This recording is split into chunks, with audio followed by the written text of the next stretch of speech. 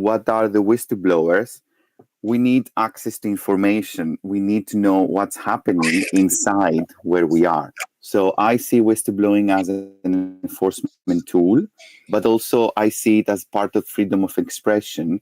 You're allowed to report something, but then you have the right to conduct business. So that's a big contradiction. We will talk about it. We need to safeguard markets, society, corporations, but at the same time, we need to regulate whistleblowing. We cannot report whatever we want, wherever we want. There are a lot of complexities when it comes. I'm focusing mostly my research banking financial sector, where I personally incorporate corporations, corporate law, and there comes a lot of complexities, because we should not forget corporations want to keep something secret, wants to keep something inside. Sometimes they don't. Sometimes they're huge. We have the mother company maybe in India, but you have so many other companies around the globe, so the branches. So there are thin ropes, thin balance on how to regulate it and how to proceed with whistleblowing. Just for European Union had almost no legislation before on whistleblowing. It's been now 2 years that the European Union adopted a directive on the protection of whistleblowers and the transposition, as we say. So the directive is an EU legal instrument, and then every member state has to transpose it into national law, and that goes not as it was planned. Now, from the legal perspective, whistleblowing cannot be related to one area of law. So we say corporate law, we say financial law, we say banking law. We don't say whistleblowing law yet, because it's related to many different aspects of law. We have labor law, so when you report, how can you be protected? Human rights, the relation to freedom of expression. It comes to civil law, commercial law, trade secrets, something that can be interesting for you. And corporate law, it comes to the structure of the company. As I said in the beginning, there are many secrecies that both public and private sector, they want to keep inside. So when it comes to state, there is a big debate if someone can report state secrets, something related to national defense, national security.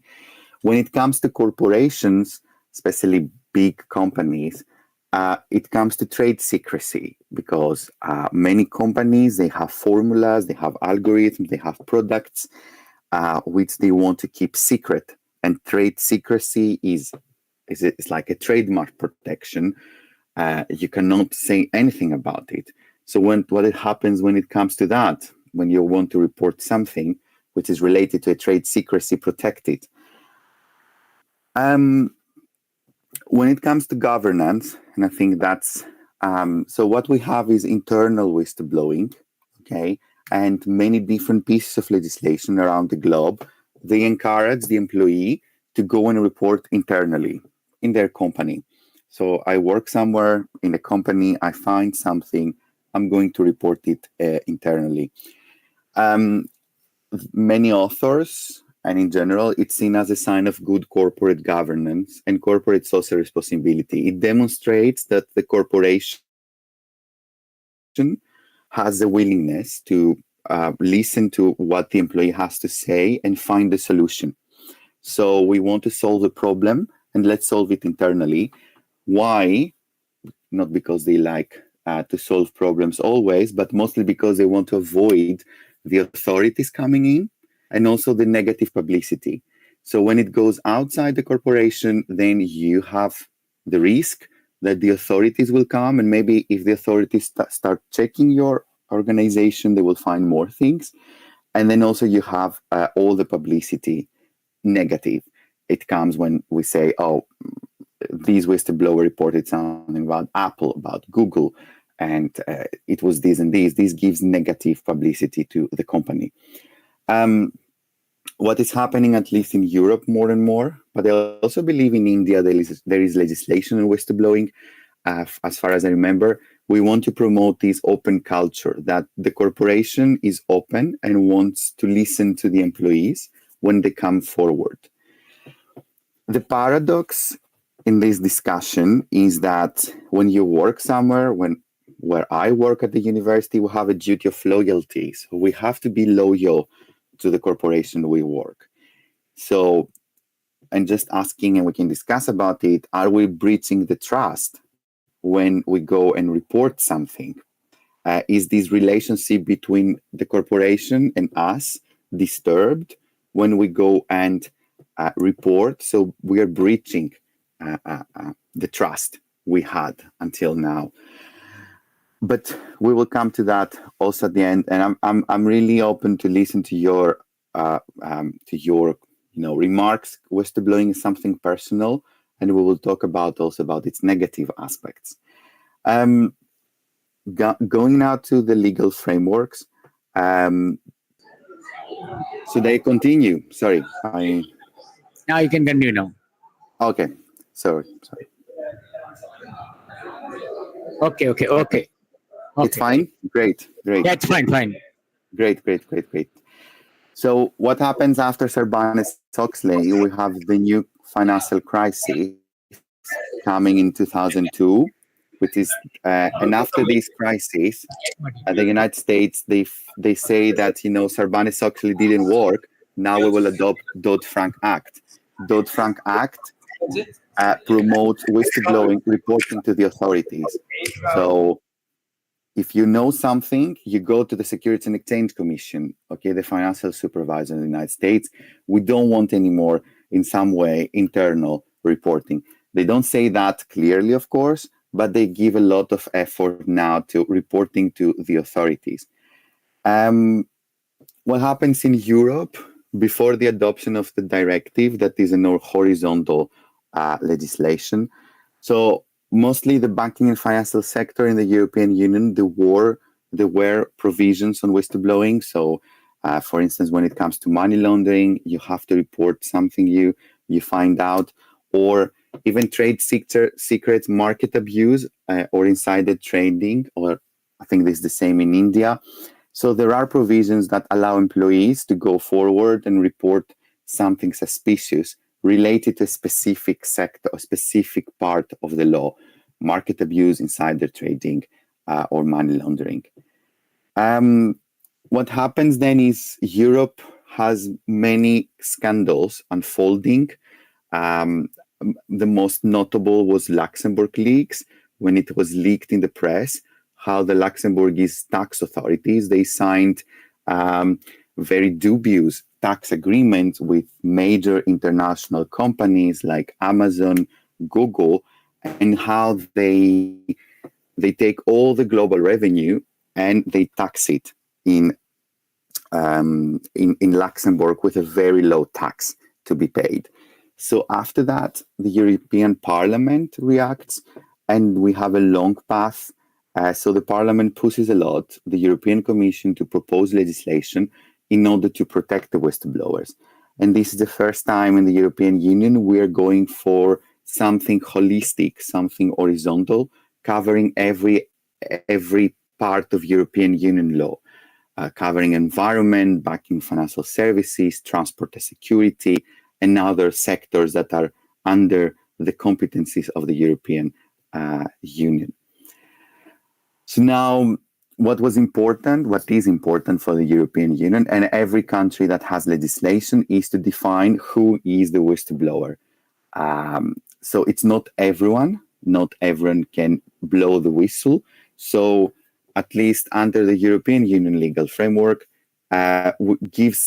EU gives a very general understanding of the meaning of the word worker. So someone who is currently working, someone who was previously working, someone who is in the process of getting hired.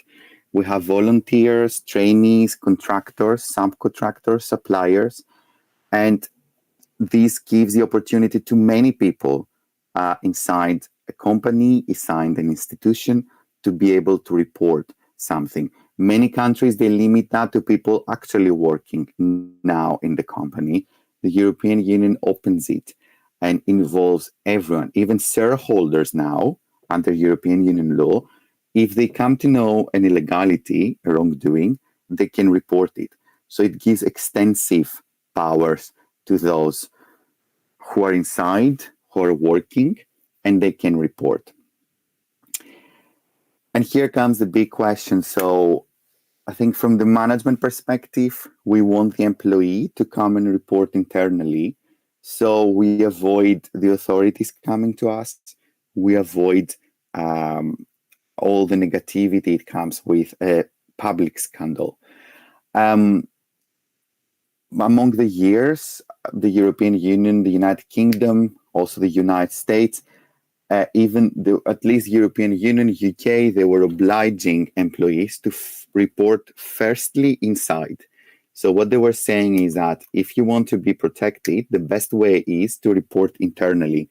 So to go to your employer and say this and this happened, let's solve it.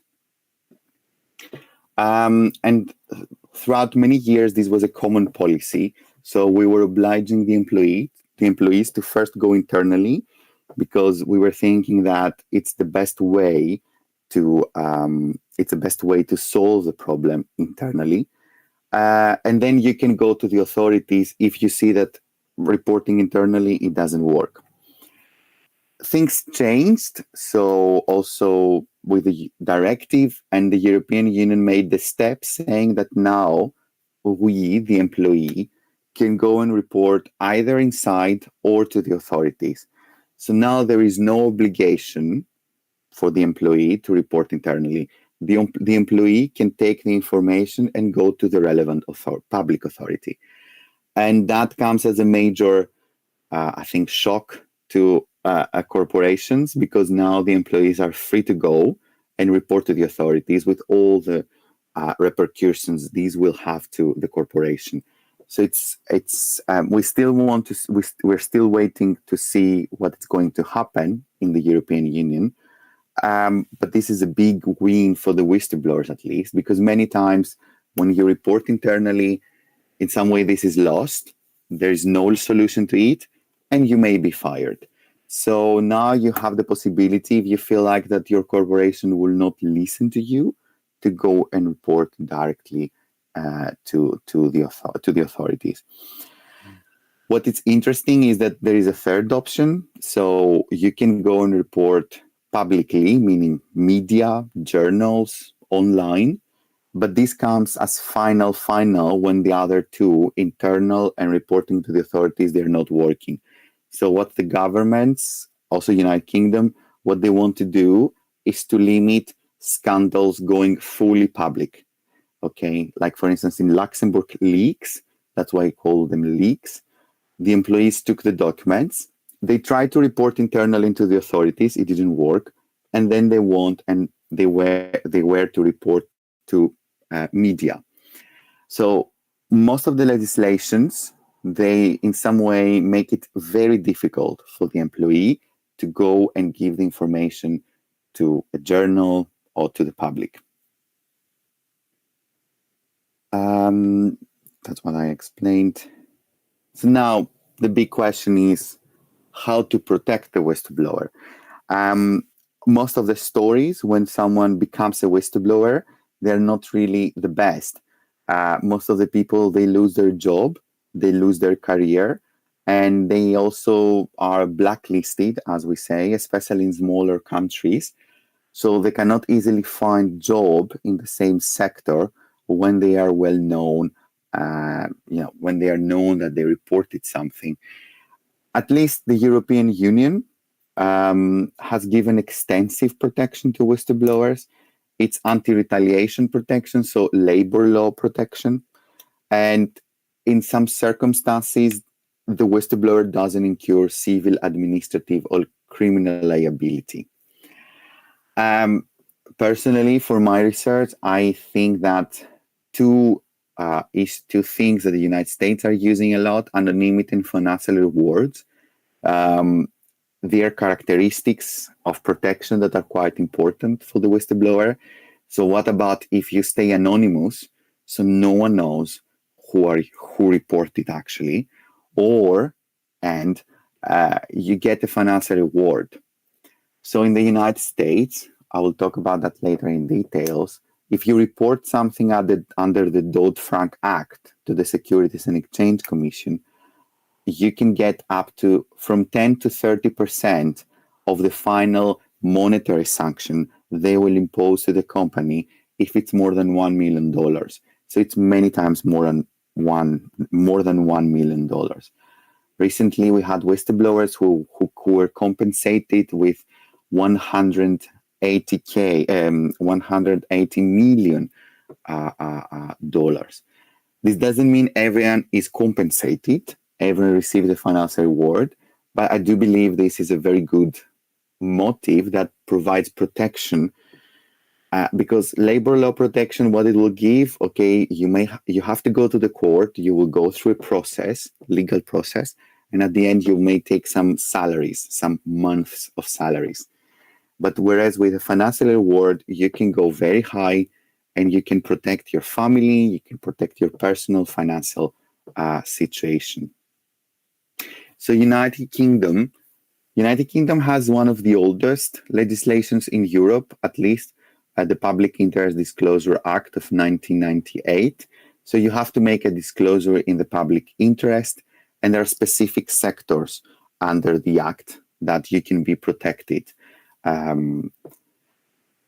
So also United Kingdom, they encourage the employees to report internally. So the employee is not prohibited to go to the authorities directly, but there is an encouragement and some motives in the Act to convince the employee to report internally.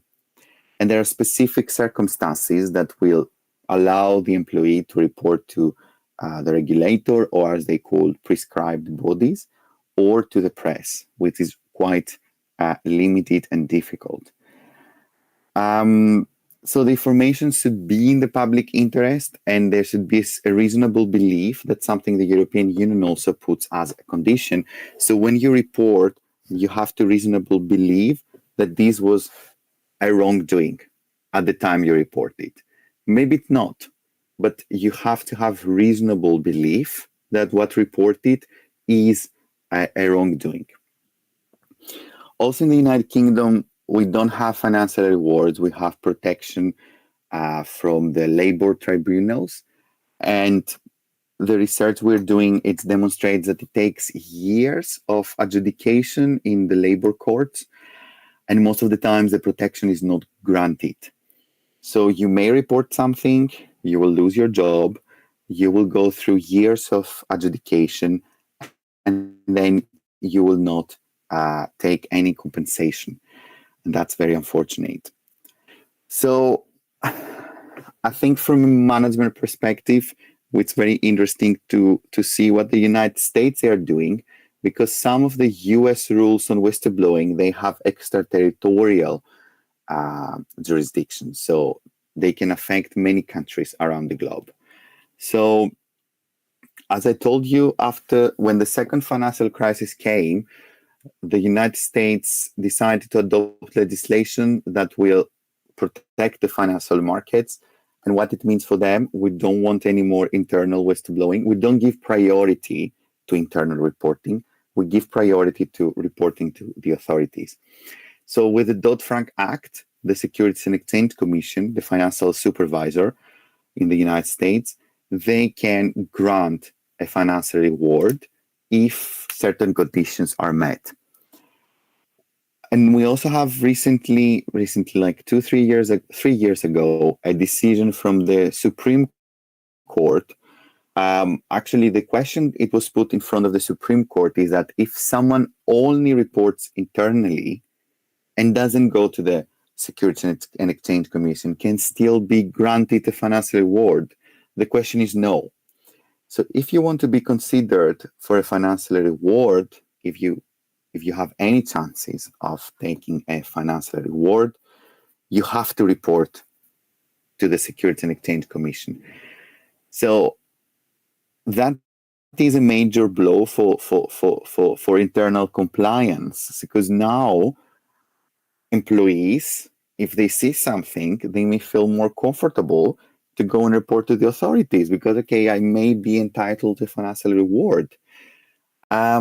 Many people say also that this is also giving, this is also in some way obliging the companies to make internal reporting even better, even more successful. They don't want their information to go to the Securities and Exchange Commission. So if the employee stays inside, reports inside, give incentives, give something to this person to not go to the authorities.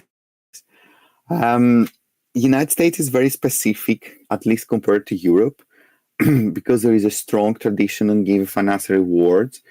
They also give financial rewards when you report tax wrongdoings, when you also report recently money laundering and sanctions evasion. So the United States, in my belief, they're moving from internal reporting to reporting to the authorities. And that's something I'm following, we are all following, and we will see where it leads. So as I said, recently, and I think you're all familiar, what became a hot topic in Europe and the United States at least is international sanctions due to all the wars happening. So the United States, they didn't have a very strong whistleblowing program when it comes to money laundering. So recently, last year and this year, they make a lot of amendments.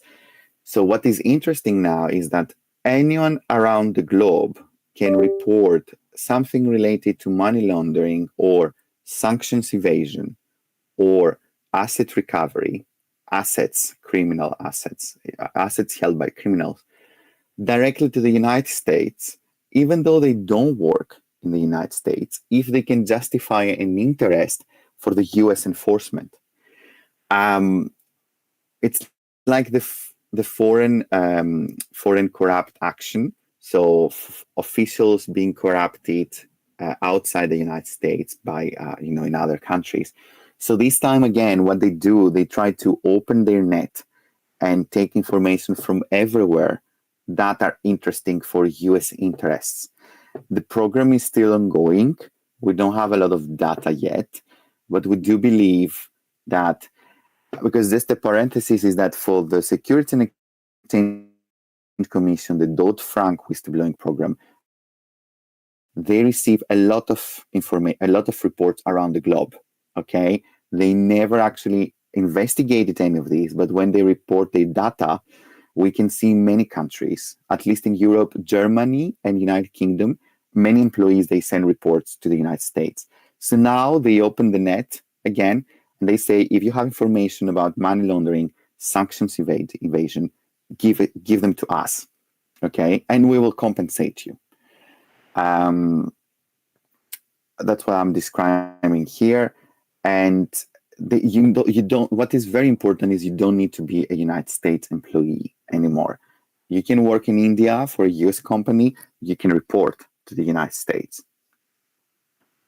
Yeah. So the United States, they have a strong culture towards rewarding the whistleblower with money. And that's the big question. So are the United States undermining the internal compliance because the incentives are better to go to the authority rather than to report internally? Does it mean that we want to limit the corporate loyalty? What is interesting is that in the United States, at least, wherever you work, you don't see it as a family. What we have in Europe, maybe India is the same, I don't know, but at least in Europe, we trust our employer. We have this strong connection between us and our employer, the place of employment. What I feel like is that in the United States, they don't have this trust between the employer and the employee and this feeling of family wherever you work. So that leaves a lot of room in the United States authorities to promote financial rewards. So the European perspective, it's more skeptical when it comes to financial rewards. Definitely, we don't have any. And when the directive was about to be adopted, there were people arguing that we need to adopt financial rewards in Europe. There are two provisions, as we say, in other legal instruments, but we don't use them. So I will say what's happening in Europe where there is a different morality when it comes to paying someone in some way to take information. United Kingdom, there is no financial reward. The Financial Conduct Authority back in 2014, they said that we don't want to enact financial rewards because it will be very complex. We will receive many reports. We need more investigators. This is not possible. It will create an overload. But very importantly, they said that it will undermine the internal whistleblowing mechanism. Because if someone can report and take a good amount of money, why to come internally? So the UK refused and still refuses the idea of enacting financial rewards. France is very specific also because in under French law, if you report, you have to do it in a manner that there is no personal or financial gain. So the French law prohibits it totally. So because if you report and then you take a financial reward, you cannot be protected. So the Constitutional Court in France has rejected the idea also, I think back in 2016, and still refuses the idea.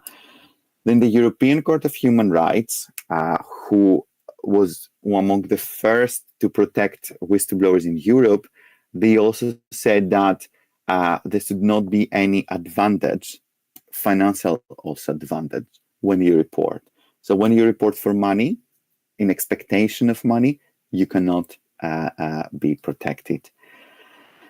So now the European Union is also moving towards this new, many countries, they are mostly adopting legislation about sanctions violations. So the European Union is doing the same.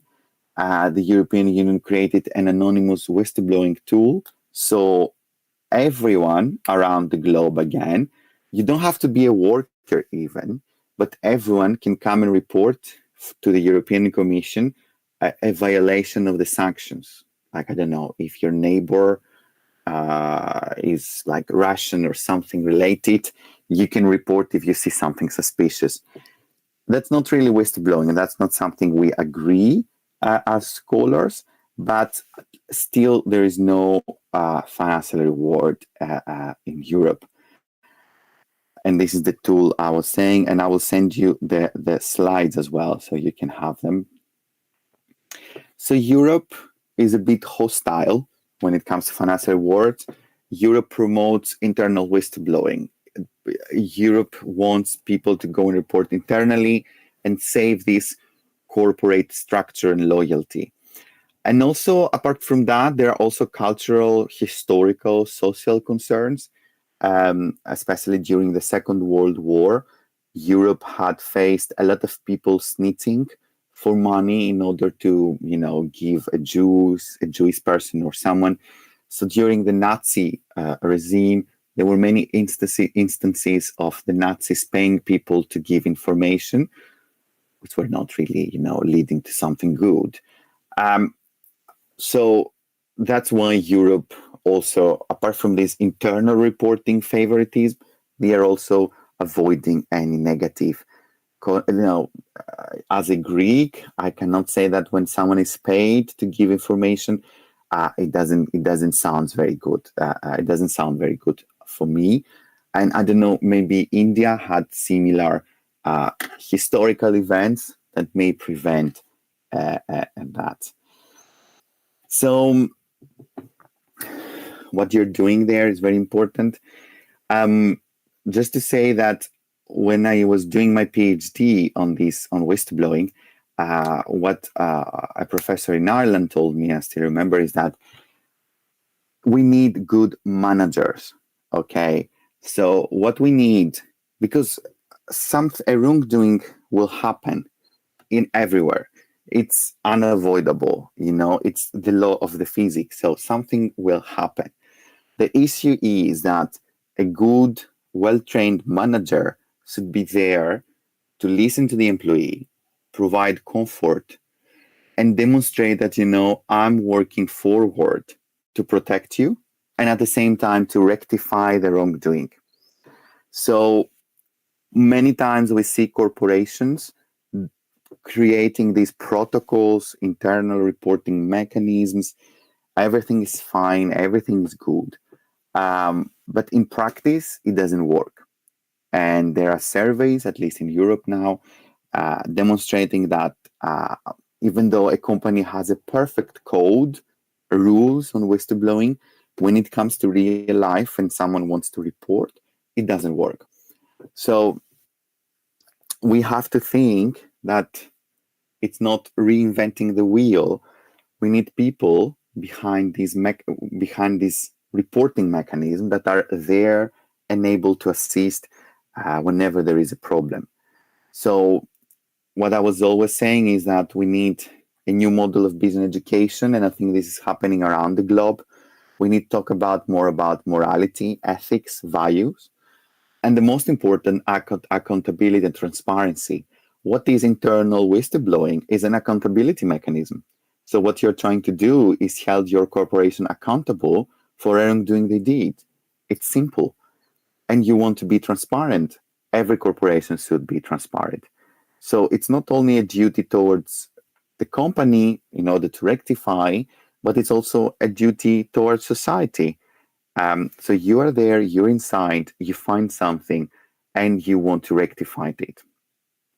In my opinion, international solution or international coordination, we have seen that in the banking sector when we have these international banking soft rules, as we call them, or like for money laundering, we have the Financial Action Task Force proposing some rules. This can be very helpful, okay? And then there is a big question now in Europe if we should allow the US influence to come and change things. For instance, now in the United Kingdom, there is debate about enacting financial rewards. It's another discussion.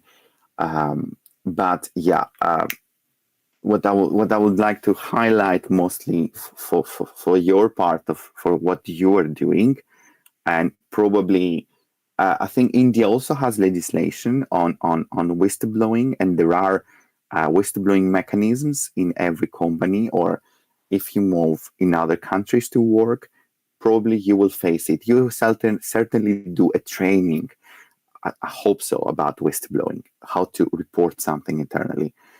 Or when the time comes and you yourselves are the managers, you have to think, what do you want to achieve? Do you want to bury the issue, or do you want to work on the issue, help the employee who reported it, not retaliate him, and then at the same time move forward and avoid publicity, avoid the interference of the authorities? So I think, okay, we ended a little bit earlier, but yeah, I'm happy to have questions and open the discussion, because maybe I think it's enough of information for the time being. Open my camera. Oh, sorry.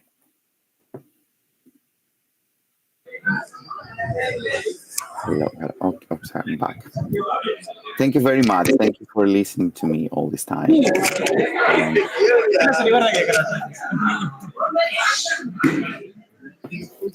Let me know if you have any questions.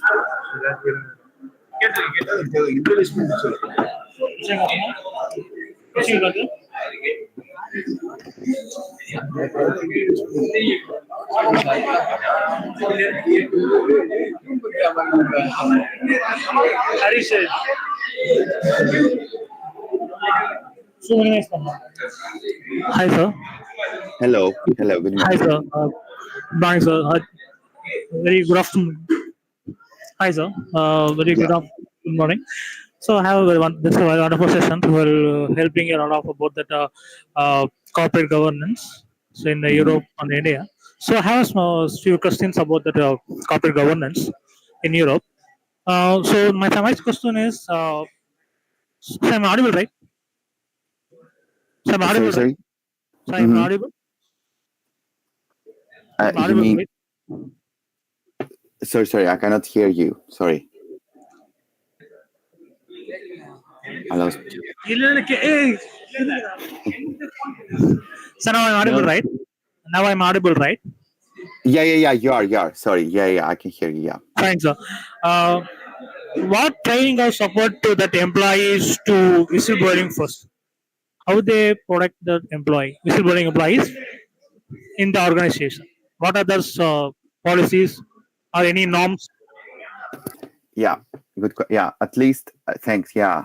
European Union. There are specific rules in the directive I mentioned, even on times, like how an internal reporting should be made, how much time do you have to follow up. So you cannot wait forever. So there are specific rules in the legislation on what to do, but then it's also up to the company. Okay, like Yes, the sir. Yeah. company also can decide.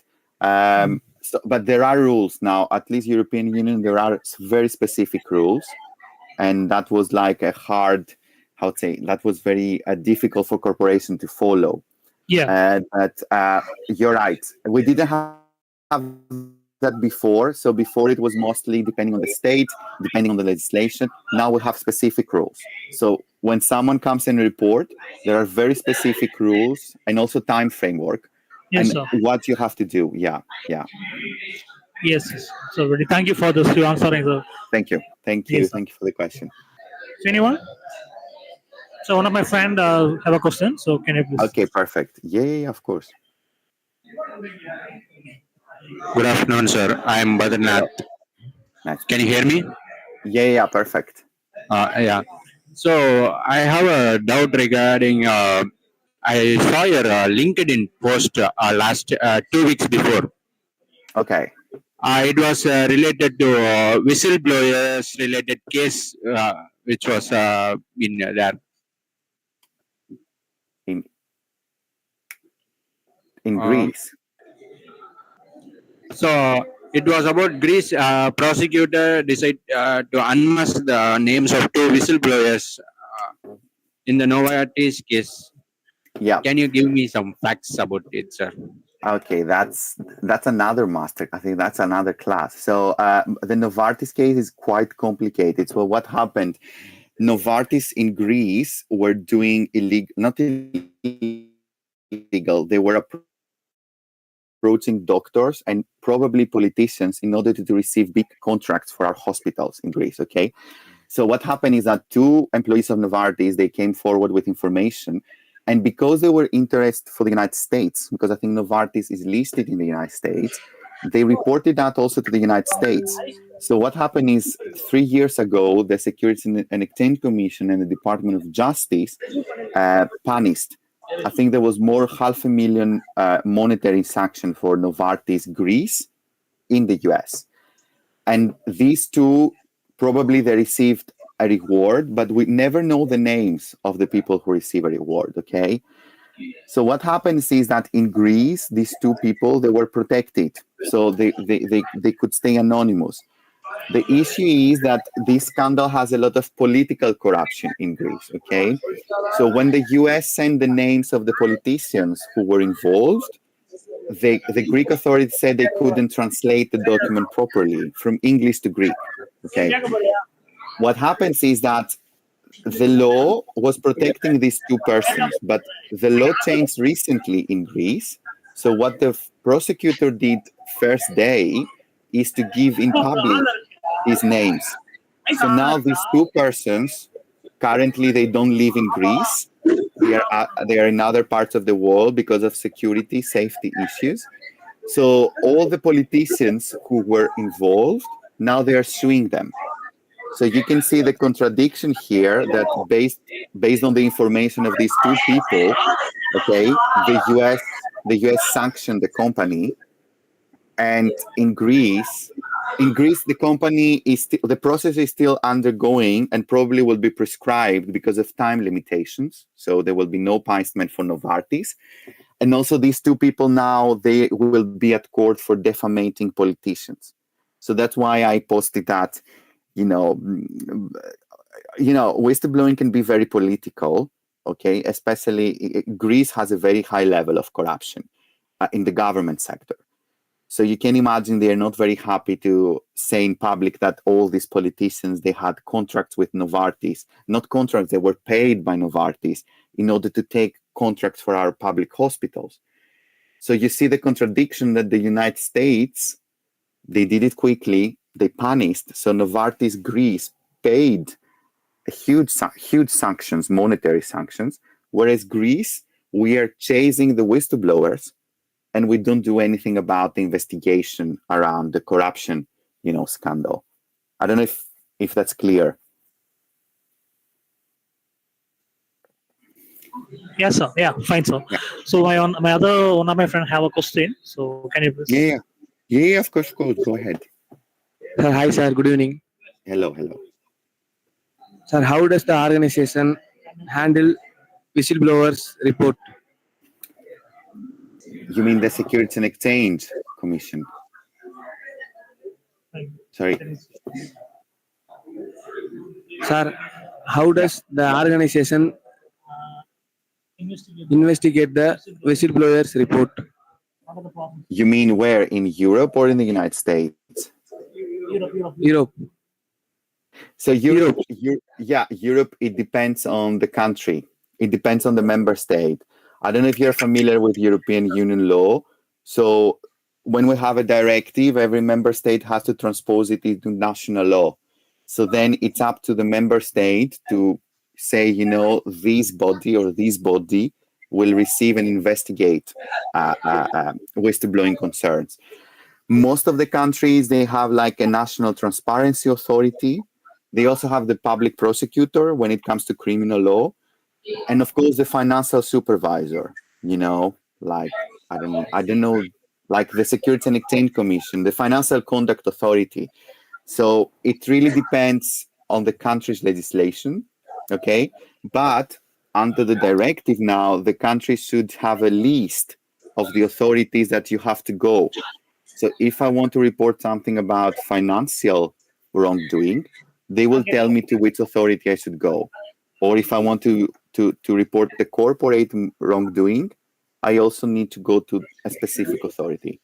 So the law, the European Union law obliges member states to have a list of authorities where I can address my concern, and this authority can then investigate. So it becomes clear. Not always, there are issues, of course, depending on the member state, but in principle, you can go and report. You know where to go. I don't know if that answers your question. Yes, sir. It has. Yes, we understand it, sir. Okay, perfect. Great. Sir, I have another question. Yeah. Sir, as a director and researcher at EWI, you are a director and research person at EWI, right? Yeah. Can you tell me what training should be provided to employees and management to support whistleblower-friendly culture? Good question. So, at least for the European Union, when the directive was adopted and member states starting having laws on whistleblowing, training is something that is missing. Most of the companies, most of the companies, they do some kind of training, probably with people who never had any experience with whistleblowing law and policy. So if you ask me, you need, maybe they don't even do a training. Maybe you will start working somewhere and they will tell you, okay, this is the rules on whistleblowing, read them. And if you have any concern, talk to your manager or talk to the risk management office or the human resources office. So for many corporations, this is a ticking box exercise, okay? They don't really give a lot of importance. Now, because of the European Union adopting legislation, they started being more incentivized to provide training. But if you ask me, most of the corporations, they don't have proper training on that. Training for the employees, so you know how to report and how to follow the rules, but also training for the people receiving the report. So how you will investigate it, how you will communicate with the person who reported, the person who is accused. So I don't think, in my experience, that the training is that good, and I think it's certainly underdeveloped in Europe, at least. Yeah. I don't know if that's answered your question. Yes, sir. So I have one more question. Go ahead. How does the organization ensure that the whistleblowers compliances fairly and effectively, sir? How do we know about that? How the organization ensure that? What do you mean in relation to their identity or confidence? Sorry.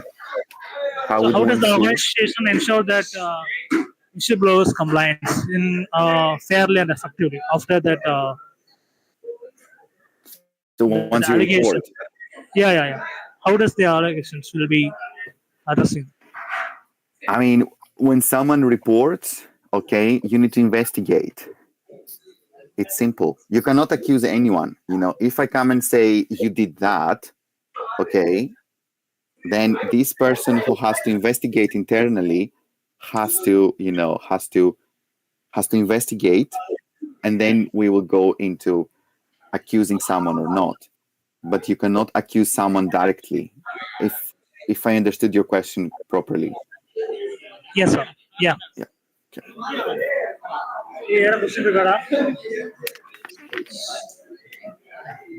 Okay. Yes, sir. Fine, sir.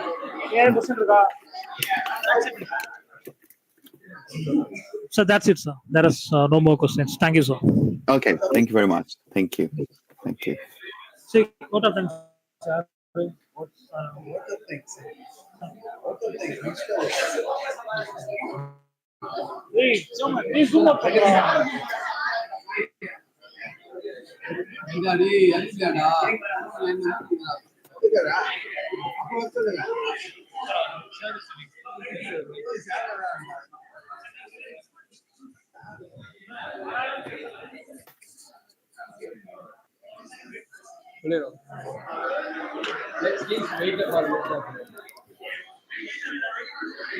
Sir, please wait for a minute. Or Yeah, of sir, course. Professor HOD sir will Yeah. come with join with you.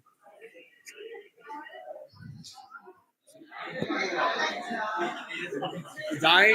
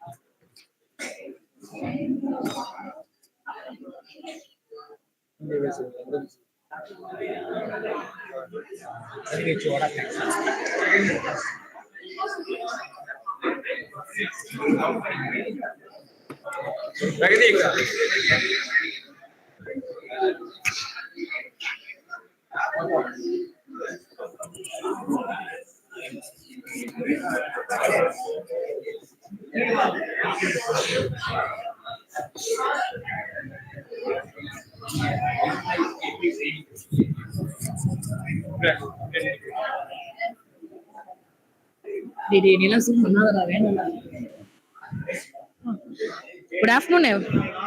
Hello. Hi. Hello, sir. Good afternoon. Hello. Hi. So, good afternoon, everyone. I want to express our sincere gratitude to our esteemed chief guests for their valuable insights today. Thank you to our dedicated organization, team, and volunteers for their hard work in making this event a success. We also appreciate each of you in the audience for enthusiastic participation. Together, we made this event a memorable occasion. Thank you all. Thank you very much. Thank you. Thank you.